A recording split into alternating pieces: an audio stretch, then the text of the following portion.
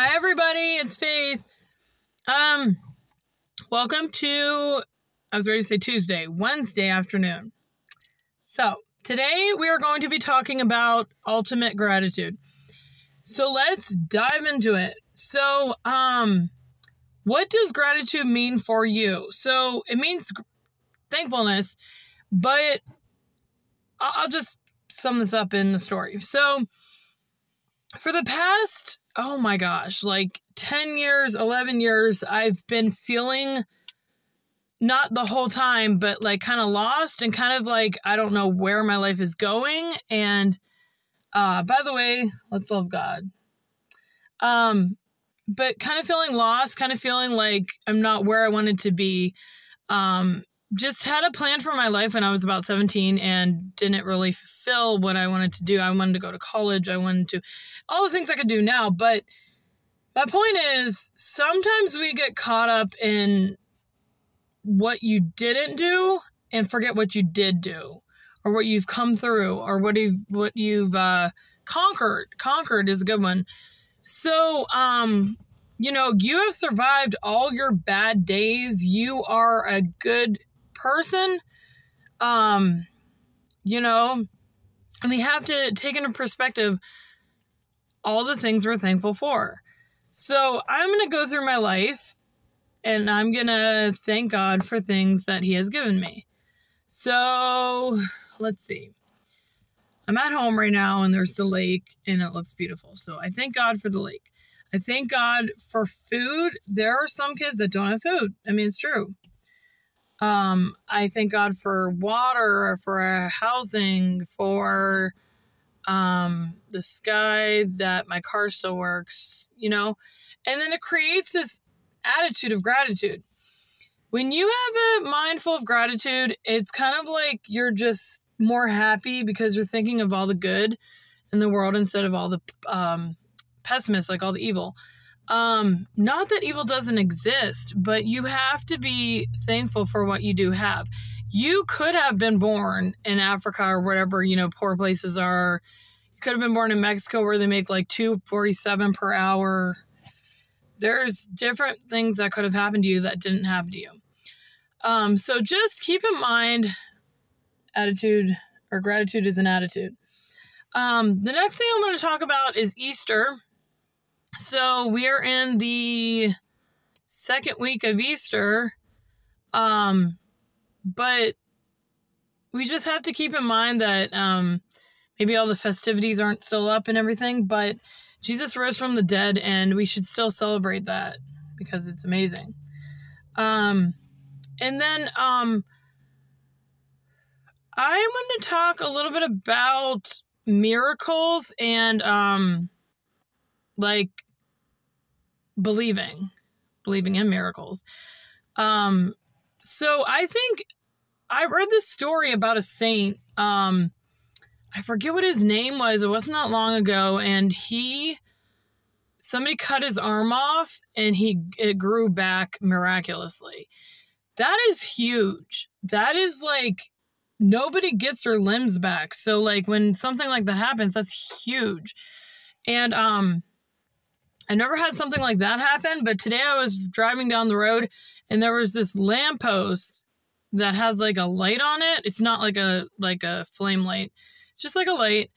And I was driving past it and I said, God, can you make the light turn on? Because it was like daytime. And it didn't turn on as it usually would turn on, but it turned on. And I was like, oh my gosh.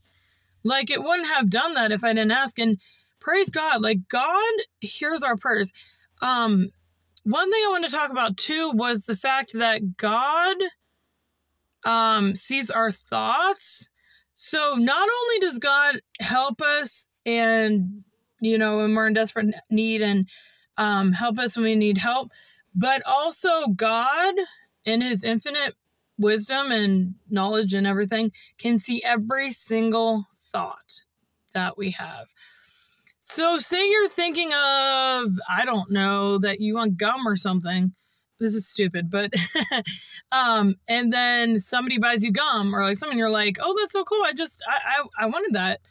And then you're realizing I just had a thought about that. I didn't even pray for that or anything. Well, God sees your thoughts. So that being said, he lives ahead of the game. And it says in the Bible, God goes before you. So he knows what's going on. And it's just like, all we got to do really in life is trust. That's all we have to do. Because God can take the wheel of our life. He can, turn things around, and like anything that you want, he can do.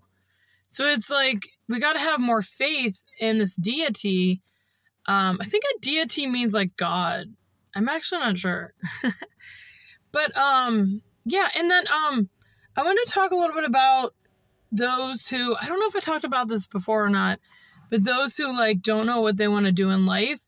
My advice would be simply talk to God.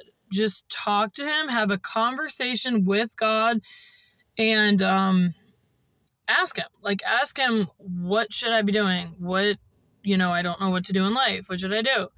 And he will definitely tell you. And when he does, try to hold on to that and try to live that up to the best of your ability, because, this world needs more like motivation and, So anyway, I'm going to let you guys go. God bless. Oh, wait. I want to talk a little bit more about miracles. So I've had a ton of miracles happen in my life. And it started when I was 18. I was in a church, and it was the consecration time, and the chalice was about to go up. Yeah. And I was just so mentally exhausted, and I was just praying for help so bad because I felt like I was going to break. And when the chalice went up, all of my problems just vanished. I was like, thank God though. So they did. And it was just so neat. And so ever since then, God has been bestowing upon me different miracles. And like sometimes I'll ask God to like let the water, how water goes in like a current, like I'll be like, let it go backwards, and it will go backwards a little bit. And it's like, he parted the sea, he can do anything like that. But my advice would be just look for miracles, ask for miracles, bask in the miracles, because they're all there. And other than that though, I love you guys. Stay blessed, stay sweet. And I will see you next time. God bless. Bye.